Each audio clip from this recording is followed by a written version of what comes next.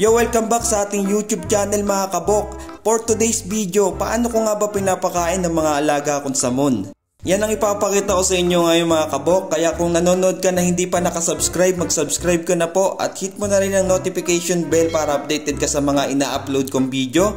Idamay nyo na rin po yung aking Facebook page. I-search nyo lang po Kabok. Mag-like at mag-follow po kayo. Maraming salamat. So ito na nga mga kabok, papakita ko na sa inyo. Ayan mga kabok, ganyan ko lang pakainin yung mga alaga kong samon. Sinusubukan ko lang ng lats.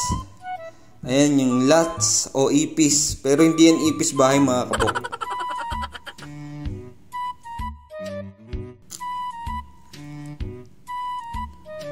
Shoutouts pala kay Boss Erwin Natividad. Sana na mapanood mo yung video na to. Shoutouts din kay Rodel Prado, kay Gagambal TV, kay Spider Rider, saka kay Jakey's Web Collection, Skyline Appy. Ayan, mga idol ko yan. Hindi totoo yan. Bola lang yan. Shoutouts sa inyo. Ayan mga kabok, hindi nga pala lahat ng samon madaling pakainin. Yung iba talaga ayaw kumain, pero kailangan mapakain mo sila eh. Ayan mga kabok. Ito tulad nito ayaw kumain. Pero kailangan mapakain mo para hindi sila manghina. Pero ang pagpapakain mga kabok, 3 to 5 days, hindi lagi. Kung natatandaan nyo mga kabok, ito yung nilaban ko sa Derby Spider, yung nabash. Sorry mga kabok.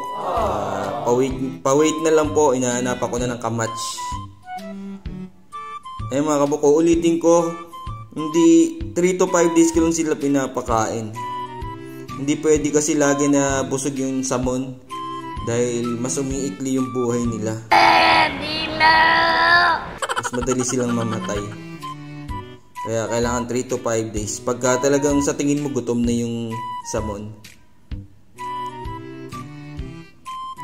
Merong madaling pakainin, merong talagang ayaw kumain. Tulad ito, sagpang agad.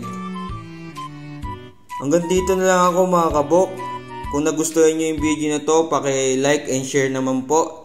Maraming salamat mga kabok. Ingat kayo palagi.